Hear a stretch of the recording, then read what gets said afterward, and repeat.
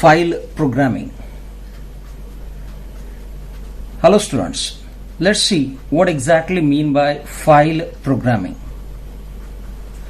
Now basically we have two types of programs. The program which we have dealt till now. Assume that this is my program which used to accept input from the standard input device, that is keyboard, and the output was delivered to a standard output device, that is monitor. Now basically when I ask you to read the input from the keyboard, we are going to use functions like scanf, functions like getS, and then getChar functions. Similarly, when I asked you to display the output onto the monitor, we use printf for the standard operations. We can use putS, or you can use putChar functions. Depending upon what exactly input you are going to use, we can have any of these three functions on the output side and these three functions on the input side. Now this was the standard practice which we have followed till now. Now suppose if I say that I'm supposed to execute a program which accepts 60 students marks. If a program is executed for once, I'm supposed to enter all those 60 inputs from the standard input device, that is keyboard. And I can read that input through scanf or any of these functions depending upon what exactly is my input. Suppose if I ask you to re-execute this program for second time, you will not type the program for the second time, but instead of that you will be entering the input again for the second time.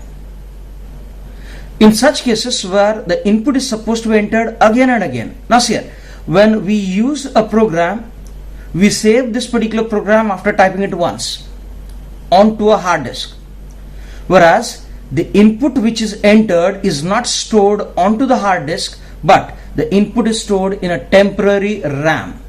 Hence when I execute the program for the second time, it will not remember what input bit has been entered in the previous case, but it will recollect the program which has been saved permanently. If the input is very large in nature, in that case every time entering the input from the keyboard is not feasible. Hence what I need to do is I need to look out for a device or store this input like a program itself.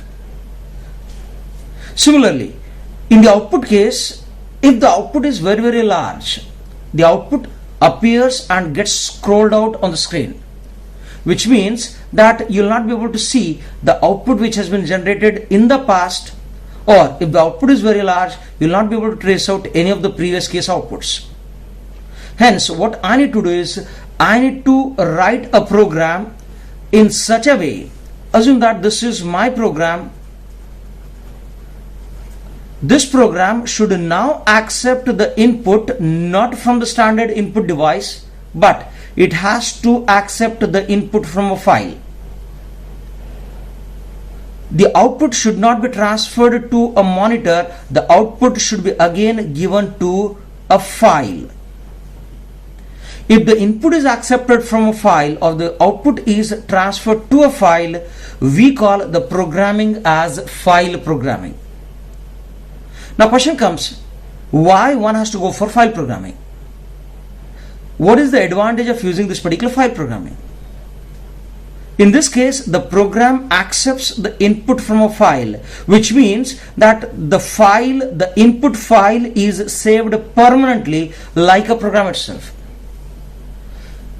The advantage of storing the input as a file is that we can modify this particular input, we can extend this particular existing input, we can add some new values to this particular input without changing the existing file, and this particular file is supposed to be done only once and it is to be saved permanently like a program itself. Similarly, I can ask my program to transfer the output not to the monitor but to a file. The functions which we use in this particular section are fscanf, fprintf. suffixed by scanf basically indicates that the values will not be read from the input device, but now the input is going to be read from a file. We call this input programming or this programming as file programming.